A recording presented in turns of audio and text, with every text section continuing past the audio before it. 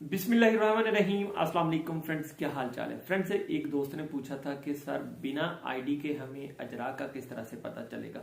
बड़ा सिंपल सा तरीकेकार है, आप लोगों ने परेशान नहीं होना। जब हमारा टाइम था, यानी कि जब first EPS topic test Pakistan में मुनक्कद हुआ था, 2008 की बात है, उस वक्त आईडी का कोई चक्कर ही नहीं था, कोई किसी किस्म का आईडी का रोला ही नहीं था।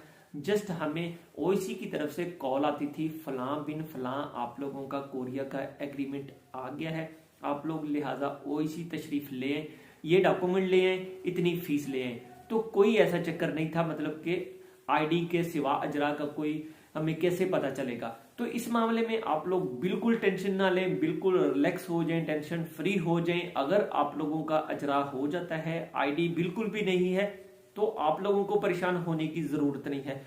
आप लोगों को ओआईसी की तरफ से कॉल आएगी, ये उनका फर्ज बनता है कि आपका अजरा